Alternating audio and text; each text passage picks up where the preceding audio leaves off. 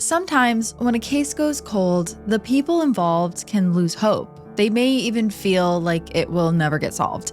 But sometimes miracles happen.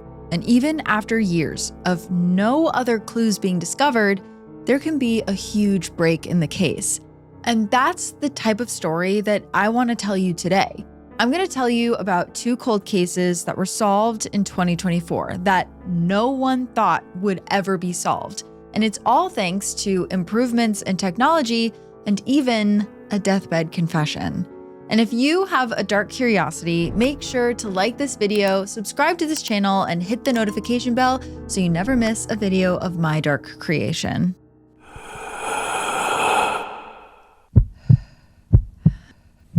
It's when your heart starts pounding. On May 30th, 1974, a phone in a police precinct in the small town of Ledyard, Connecticut rings off the hook.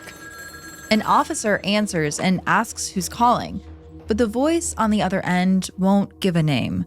Instead, they say that they have some information that the police might find interesting. They said that in the backyard of an A-frame house on Shoeville Road, they'd find 2 bodies. The officer perks up and starts asking more questions. Whose bodies are they and who put them there? But the caller isn't willing to give them that information. Instead, they tell the officers that the murders happened 4 years prior, and then the line goes dead. So a few officers decide to go check out the scene. Occasionally, they'd get prank phone calls from local teens about tips, so they were skeptical, but they wanted to go look just in case. The A-frame in question was down a 2-lane road with thick woods on either side and houses peppered in between. And as the officers pulled up, it appeared as if no one had lived there in quite some time. No cars were in the driveway, no lights were on in the house. The grass was overgrown and the house had signs of wear from the elements. It gave the officers a bad feeling. They started walking around the property, seeing if there was any sign of the bodies, when they came upon a big, overgrown garden in the backyard. Thick weeds and brush tangled into each other, but one officer could see through the mess that there was dirt underneath that had been dug out and then filled in again. The area was about the size of a body. Beneath that disturbed dirt were 2 badly decomposed bodies. Upon initial investigation, it was determined that one was male and one was female. But who were they? And how did they get there? This is Heart Starts Pounding. I'm your host, Kayla Moore, and today we're talking about cold cases that were finally solved this year. Just a reminder, we upload episodes for the Darkly Curious each week on Wednesday evenings at 7 p.m. Pacific. That's 10 p.m. if you're listening in Salem, Massachusetts. And you can listen wherever you get your podcasts, including the Odyssey app. If you noticed the logo change on the show cover, you are truly an eagle-eyed member of the Rogue Detecting Society, but I am super excited to join their network alongside some of my favorite shows like Search Engine, You Must Remember This, and of course, my good friends Tank and Investigator Slater at Psychopedia. We have some fun things planned for the next year, so stay tuned. But for now, let's go back to the bodies that were found in the garden in Connecticut. Because when the police uncovered them, they had no idea the 50-year-long goose chase they were about to embark on. After the bodies in the garden were exhumed, they were sent to a medical examiner who was able to at least determine the cause of death. It appeared that the male had died from a gunshot wound to the head. Another bullet was found near his body and one was lodged in his stomach. The woman had suffered the same fate as the man, a shot to the head and one to the stomach. Her remains, though, were so decomposed, there wasn't much else the medical examiner could learn about her, other than she was white, probably between 18 and 30, and about 5'2". No hair color, no eye color, nothing that would help identify her. So the police had to look at what was left at the scene in hopes that there would be some clues there. She was wearing a tan sweater and a brown tweed skirt. She also had some jewelry on her, like a school ring with the letters JHSN engraved on it, and the initials ILN. However, the ring had the year 1917 engraved on the inside, so it was likely a family heirloom. They also, though, found some documents at the scene that identified the couple as Dirk Stahl and Lorraine Stahl. So next, the police wanted to confirm these identities so they could notify next of kin. When they searched the name Lorraine Stahl, they did get a hit, but it wasn't the one that they were looking for.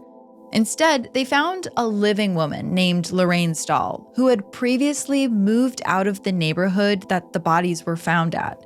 When the police got to her, she said she believed the young woman was actually using her identity.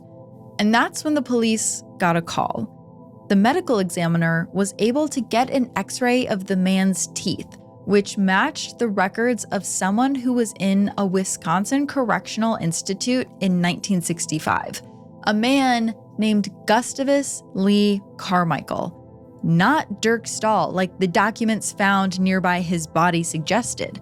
So he too must have been using a fake identity.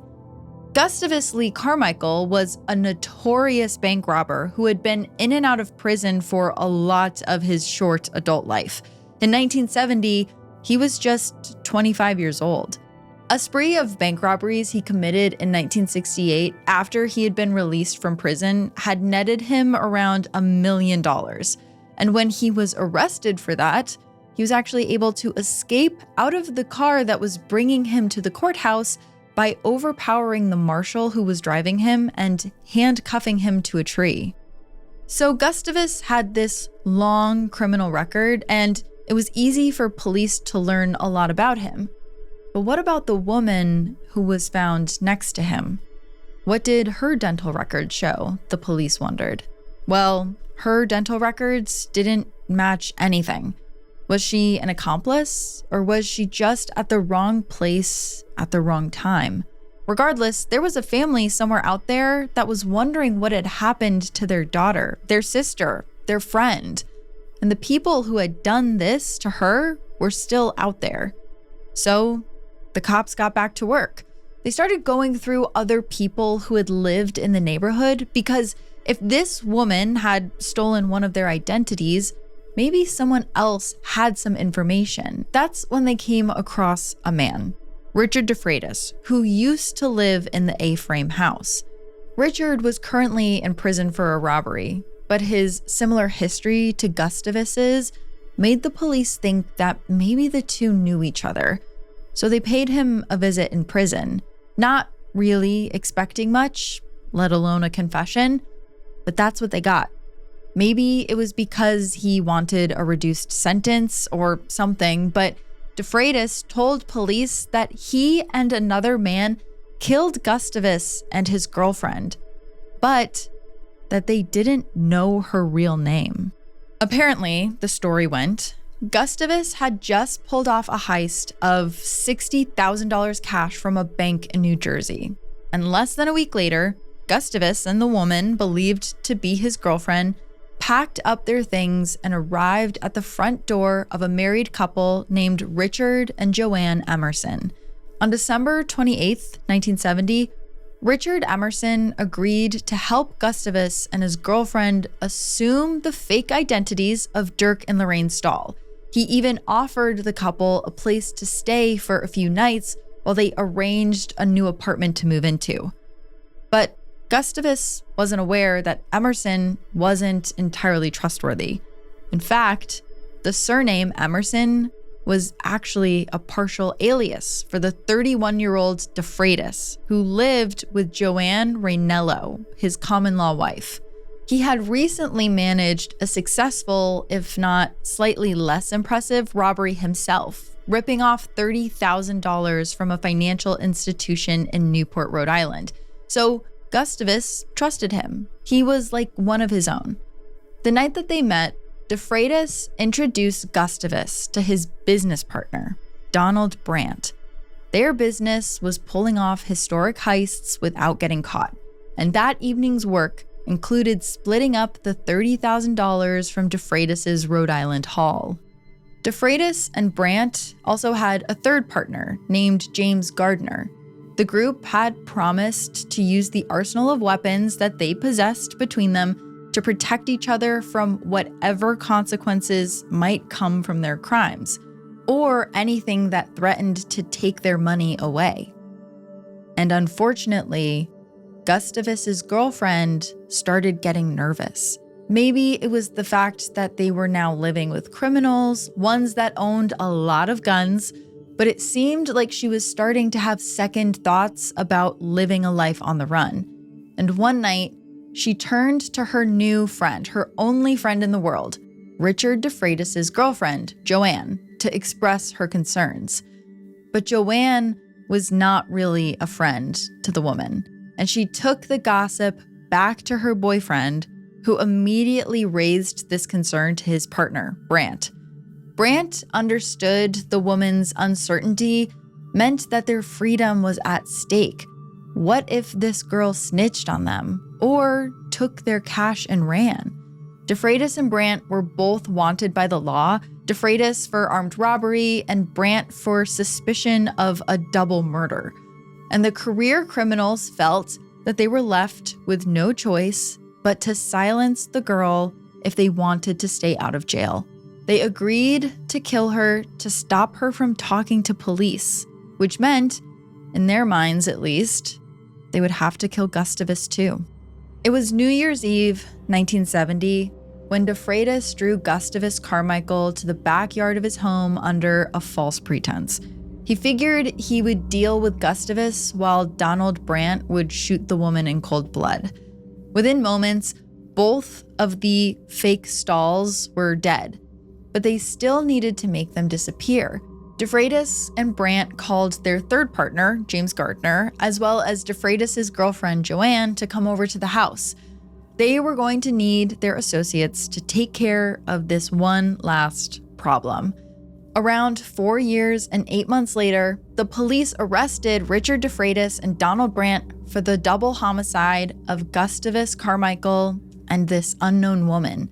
But though Gustavus's case was finally closed, investigators were still no closer to finding the identity of the woman who died as Lorraine Stahl, this poor woman who was trying to get away from the situation. Police traced every possession they could associate with Lorraine, including her phone records, which pointed to connections in Tennessee, New York, New Jersey, and Pennsylvania. And when police tested the clothes that were found on her, they were still left empty-handed. They also spoke to locals in the area who had seen the unknown woman around, but no one knew who she really was. Enough of them, though, remembered seeing her, so the police were able to draw a composite sketch of the woman. And I've seen this sketch. It's of a young woman with light hair and a shaggy cut with bangs.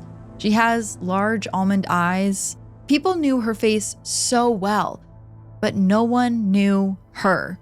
This mysterious passer-through with a fake name. The image was circulated around, but nothing ever came of it. And the case, unfortunately, went cold. Luckily, though, police did know who the murderers were, and they were both sentenced for the murders of Gustavus and the unknown woman. But for now, she would remain unknown, buried in an unmarked grave with no one to bring her flowers. And this would have stayed cold forever if a chief medical examiner named Michelle Clark hadn't taken an interest in the unfinished business 35 years later. In July of 2011, Michelle added the unknown woman's case data and dental records to the National Missing Persons Database, which had been created in 2008. The mystery woman now had a new temporary identity, number UP8909. And a year after that, what DNA they had from the unknown woman was uploaded to the FBI's combined DNA index system, also known as CODIS.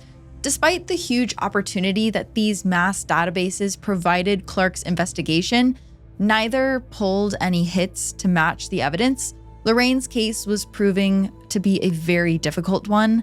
So difficult that actually the technology needed to solve this case wouldn't be available for several more years.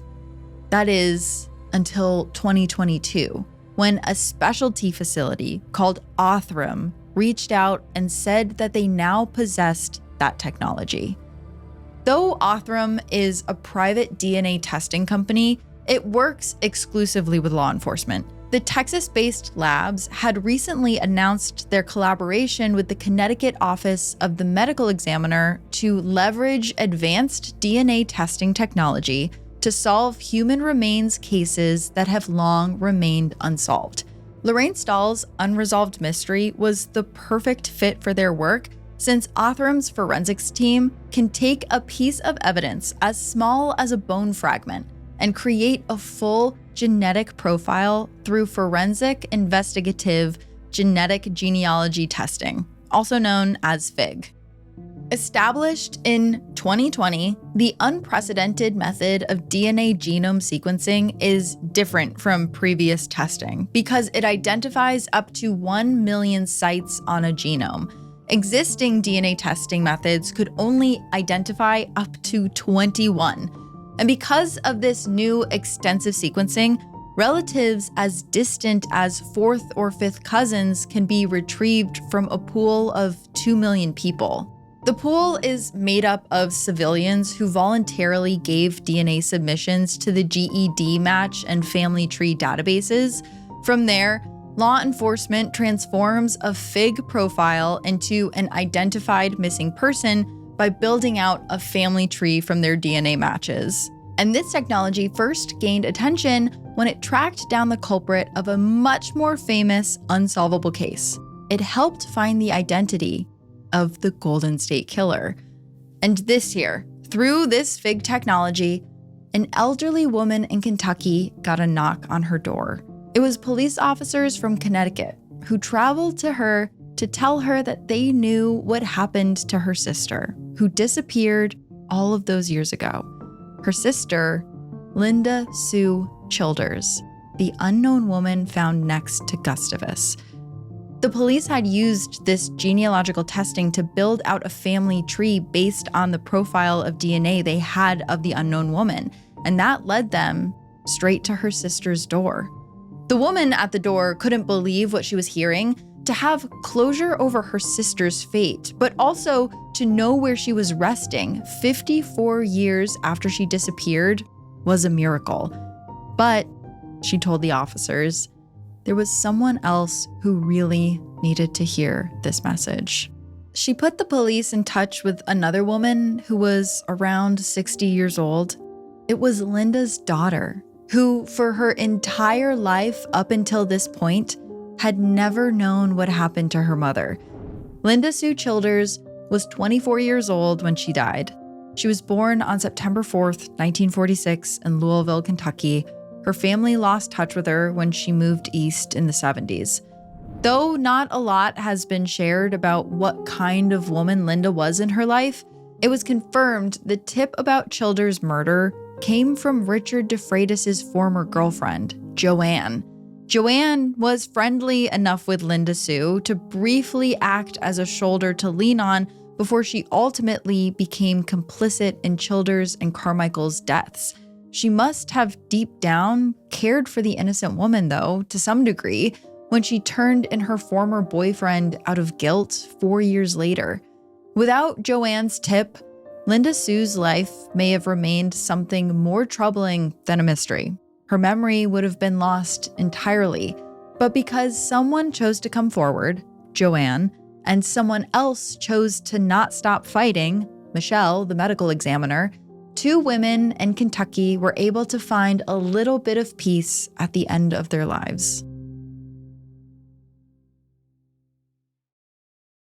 Though some crimes take decades to solve, it's not always emerging technology that helps with the breakthrough. Sometimes, when someone is at the end of their life, they re-examine everything they've ever done. They think about the things they regret and all of the secrets that they've kept. And sometimes that can lead to a confession, as is the case with our next story. In August 2000, a 41-year-old woman named Susan Gale Carter and her 10-year-old daughter, Alex Carter, vanished into thin air. Susan had been involved in a rather intense custody battle with her ex-husband, Rick Lafferty. During one of the custody hearings, actually, she turned to Rick and shouted that he would never see his daughter again. I don't know if Susan knew how true her words actually were, because not long after that, she stopped returning Rick's calls, and then the calls of her family members. And soon, no one knew where she and her daughter had gone. When that happened, everyone who knew Susan had their theories. Some people really saw her as a vengeful ex-wife who ran off with a new husband and brought her daughter along. But they also knew that if that was the case, they probably would have heard from her at some point. And as the days passed by, no word came from the two. So by November, people started getting a really bad feeling, like something horrible might have happened, like maybe Susan was serious about Rick never seeing Alex again. Eventually, a felony arrest warrant for kidnapping was issued for Susan. The FBI missing persons poster described Alex as a 10-year-old, blue-eyed, blonde, white female with a scar over her eyebrow. Susan was listed as 5'6", white, blonde with green eyes, and though the FBI warned she may have changed her appearance or been using her maiden name of Webb in order to get out of West Virginia unnoticed. As far as the Lafferty family was concerned, the mother was capable of almost anything to keep Alex from her father against her daughter's will. Alex's grandmother said she believed Alex was afraid of Susan. The Laffertys really wanted her home, where they knew she was safe. But unfortunately, because Alex was presumed to be with her mother, the police did not take the case very seriously. They figured she was safe. But doing their due diligence, editor's note, it was not due diligence, it was the bare minimum, they still spoke to a few witnesses, including Susan's landlord, Larry Webb. Larry owned a red brick home that Susan was renting part of for her and Alex. But Larry said that he had no idea what happened to the two. One day, they were there, and the next they were gone. Rick Lafferty, Alex's dad, was starting to get furious. He felt like the police weren't taking this seriously enough, and that the case was going cold. He just wanted his 10-year-old daughter back. Why was it so hard for the police to understand that he just wanted to know she was safe? So over the years, he kept pushing. All of the Lafferty family kept pushing, even when there was no movement. For 21 years, they bombarded the police department with phone calls and emails until finally, the FBI caught wind of the story. In December of 2021, Special Agent Jennifer King was assigned to the case, and she was absolutely the right person for this. She had cut her teeth in the Organized Crime Drug Enforcement Task Force and was known for her unwillingness to quit.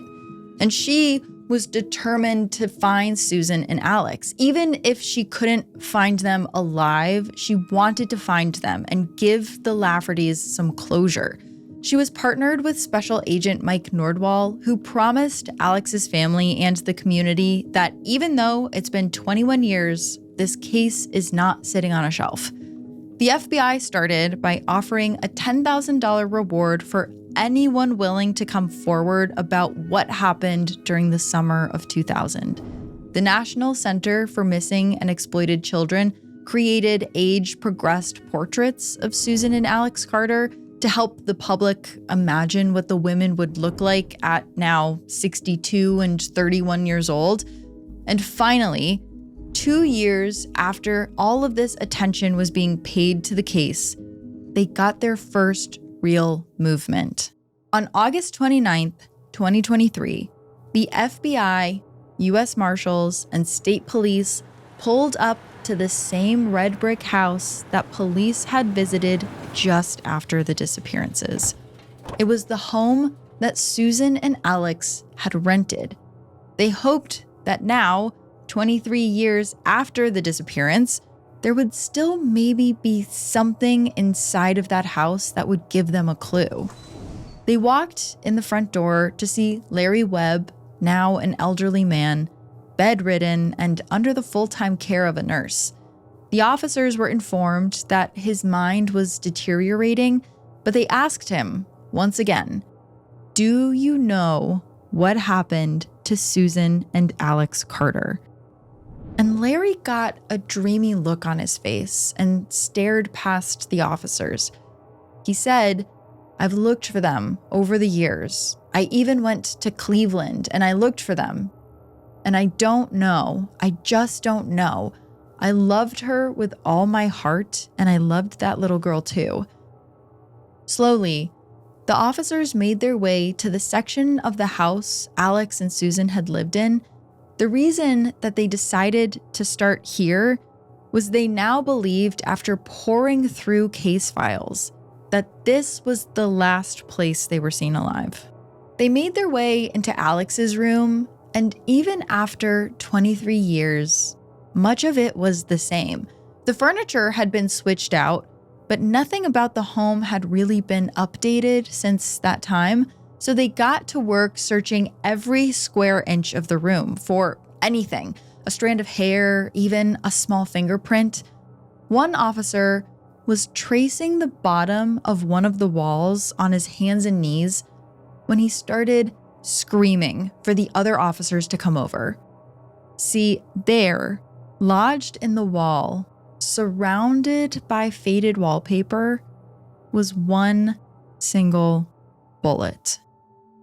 Police got to work excavating that part of the wall where the bullet was found, and it was discovered that inside of the wall was dried blood. Whoever this bullet had struck preserved a small piece of their identity with it. The bullet and the blood was immediately sent to a lab for testing, and more of the wall was excavated. It was also reported that a tile from the basement was collected by officials. Following the raid, Larry Webb was questioned about the Carters' disappearances by the police and the media, but he had trouble remembering the details, and his accounts of what happened were muddled. Webb claimed that he would have been the last person to hurt Alex Carter and that he loved that little girl. But then he revealed something that sent shockwaves through the community. He said, quote, "I think I was married to her mother." I think I was married to her mother? Could this be true? The Laffertys did assume that Susan ran off with a new husband, but Larry was still in the house, and now blood was found in little Alex's room. What could a 10-year-old girl have done that would have made someone so angry he would have taken her life? While the police started building a case against him, Larry reminded them that he had previously cooperated in the past. He said that in 2000, he was the one to report his concerns about his, quote, wife's disappearance. He even took a polygraph test in 2000 to prove his innocence. And when Susan and her daughter didn't turn up, Larry said that's when he went to Cleveland to try and find them. But Webb's recollections seemed so opposite to the way the evidence was leaning. Was it actually possible Susan Carter had pulled off the greatest disappearing act of all time and left her lover to pick up the pieces all these years later? Police were hesitant to take any of this at face value, though, because of Larry's dementia. When Larry was asked exactly when he saw Susan and Alex for the last time, he told reporters he didn't know anymore because of his disease. Though it might have seemed like the perfect excuse, his caretaker could attest that Webb had been sick for some time now. But that caretaker, who also knew the Carters from 20 years ago, wanted to find out what happened to them just as much as anyone else. She didn't know it yet, but they wouldn't have to wait much longer for the FBI to come back with an answer. The DNA evidence confirmed that the blood on the bullet was Alex's.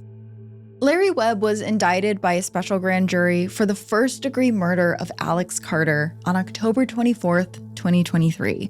The prosecuting attorney promised the Laffertys that he was going to put Larry away for good for what he did to Susan and Alex. But there were a few problems with this. Only Alex's blood was found on the bullet, which means there was no physical evidence the prosecution could use to prove that Larry had killed Susan. And also, no body, no crime. There was a chance that someone shot at Alex and Susan fled with the girl, and now they were living somewhere under different identities. And when questioned, Webb refused to admit any guilt. Even as his mind was getting worse, he maintained he had nothing to do with it and that he and Susan were in love. There was also the issue of putting someone with dementia on trial. I actually talked about this in my episode on the Runerwald secluded family, but someone can be deemed not fit to stand trial, and Larry's condition was making it impossible to question him on the stand. So Larry sat in prison as the courts decided what they were going to do. But the chance of justice being fully served in this case seemed increasingly unlikely. That is, until the first week of April this year. Larry lay curled up in his prison hospital bed when he asked if the nurse could bring an investigator to his bedside. With the strength he had in his fragile state, he finally admitted to killing Susan and Alex Carter. Back in 2000, Webb had a romantic relationship with Susan Carter, but it was rocky, or so he said. On August 8th of that year, Larry and Susan started arguing about money. Larry said he discovered a chunk of his stash missing, and he confronted Susan about it. The conversation quickly became explosive, and Larry insisted the single mother had betrayed him. In a moment of rage, Larry Webb shot Susan Carter point blank, killing her instantly. As soon as the moment had passed, he said he knew he ruined his life by taking hers. He had done the unthinkable, and with his back against the wall, he made an even more heinous decision: to get rid of the only witness. That's why he shot Alex Carter in her bedroom that day, where police had found the bullet his crime had left behind. While he dug the plots in his backyard for Alex and Susan's graves, Larry left their bodies in the basement to decompose without dignity. Larry Webb said he cried himself to sleep that night, without thinking about all the tears he'd caused people who loved Alex and Susan to cry for the next 20 years. As quickly as that moment of deep clarity washed over Larry as he sat in his hospital bed, it was gone. His eyes glossed back over, and he had trouble remembering where in his backyard the bodies were buried. So police had to bring in these huge excavators to his property to search essentially inch by inch until they found the bodies. Weeks into the search, on April 19th, Webb was transferred to hospice care at the Mount Olive Correctional Complex. The window of accessing Webb's memories to put this case to rest was shrinking rapidly. Investigators had even tried bringing Larry back to his home to show them the graves in person, but he was of little help because his state of mind was so clouded. And then, less than 2 weeks after his formal arrest, Larry Webb suffered a fatal medical event on April 22nd, 2024. He was pronounced dead at Montgomery Hospital around 10:30 a.m., taking whatever memory he had of where Alex and Susan were with him. But just the next day, after weeks of searching, Canine Search and Rescue Services of Virginia found something. Dogs had alerted their handlers to the scent of human remains just hours after Larry Webb had died. Rick Lafferty had mixed emotions at the long-awaited discovery. He was just happy he could bring his baby home after losing hope so many times. He was given the green beaded hairpin that Alex wore in her hair the day she was killed. It's now the only physical memory Lafferty has of his 10-year-old girl, and it's decorated with tiny butterfly clips. When it came out what Larry Webb did, police still had to dig a little deeper to verify any of his story, and it's still kind of unclear what parts of the story were fabricated or just muddled in his dementia-ridden mind. It's unclear if he really did have a relationship with Susan, or if he hardly knew the two boarders in his house. Was Susan stealing money, or had she rejected his advances? Those details may never be known, but the most important things now are known. What happened to Susan and Alex, who did it, and where their bodies were. These stories are sad, but in a way, they give me hope that even decades after a case has gone cold, it can catch a second wind if someone decides to look back into it. And as technology gets better every year, we'll see more and more of these kinds of cases being solved. And let me tell you, Heart Starts Pounding will be here to tell you about them. Heart Starts Pounding is written and produced by me, Kayla Moore. Heart Starts Pounding is also produced by Matt Brown. Additional research and writing by Marissa Dow. Sound design and mix by Peachtree Sound. Special thanks to Travis Dunlap, Grayson Jernigan, the team at WME, and Ben Jaffe. Have a heart-pounding story or a case request? Check out heartstartspounding.com. Until next time, stay curious. Ooh.